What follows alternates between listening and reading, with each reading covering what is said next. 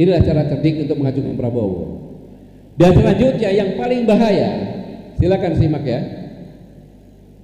Mohon maaf Bapak-bapak dan Ibu-ibu sekalian, kami tentunya institusi Polri menolak kalau sampai ada usulan Polri berada di bawah Kementerian Khusus.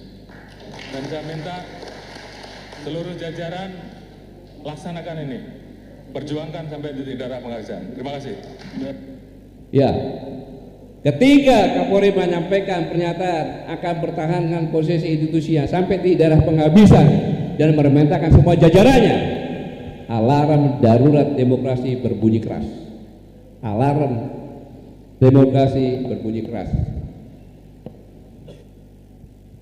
Itu yang disampaikan Kapolri itu bahasa konflik, bahasa tekanan kekuasaan, bahasa intimidasi.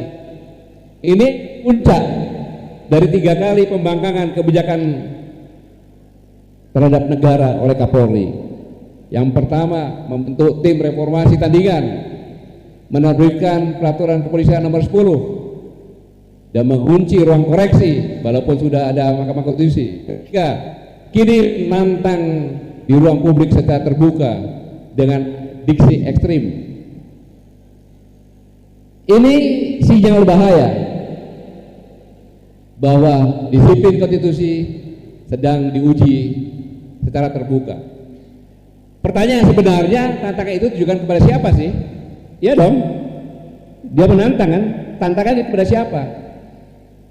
Pertanyaan mendasar yang tidak berdiri harus dijawab itu. Siapa sebenarnya target tantangan Kapolri? Artinya Kapolri sedang menguji batas kewenangan Presiden sebagai memegang mandat konstitusional tertinggi. Pesan implisitnya jelas kepada Presiden, jangan sentuh struktur Polri. Pernyataan ini menciptakan tekanan simbolik pada Presiden. Dan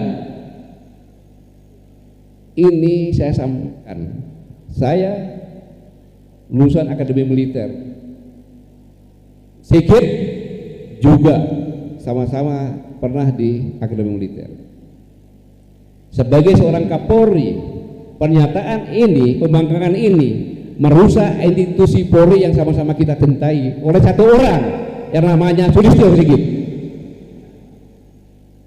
Saya katakan di sini bahwa saudara Jenderal Polisi Sulistyo Sigit tidak beretika, bahkan cenderung kurang ajar.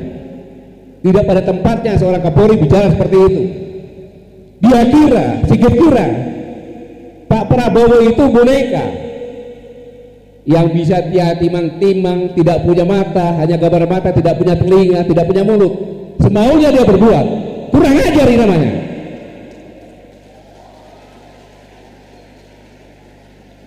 Dan Jenderal Polisi Sulistyo Sigit sudah melakukan pengkhianatan bersama-sama dukungan anggota DPR terhadap Presiden dan terhadap negara.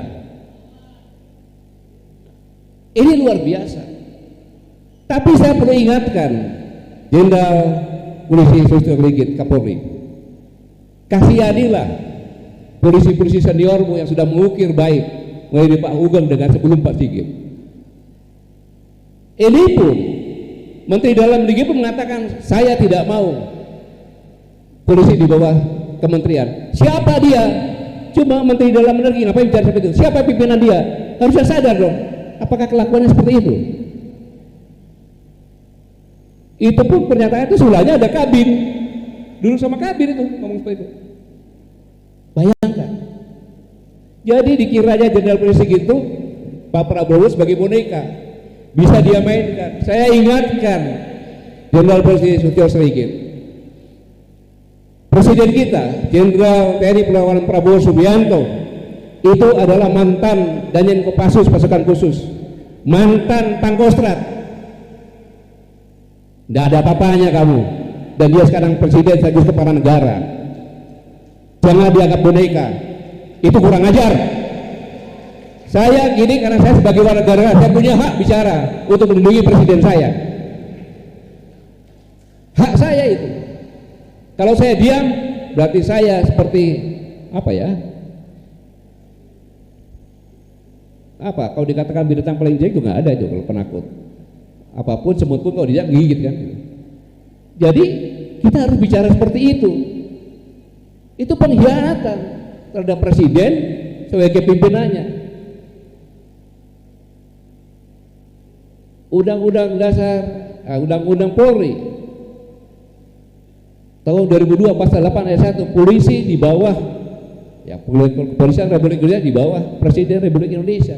Jelas kok, atasannya ditantang, itu kan gila itu. Tidak apa-apa, biar dengan, karena kecintaan saya terhadap Korps Tribata. Kasihan tuh polisi yang di jalan capek-capek, ya kan? Kasihan polisi-polisi lainnya lagi. Mereka jadi dimusuhin. Jangan memusuhi rekan kita polisi-polisi yang lainnya. Ini hanya perbuatan satu orang yang namanya Jenderal Polisi Sosial Sigit yang merusak nama Korps Tribata. Iya, menganggap presiden boneka. Lalu pertanyaannya kita lihat aja.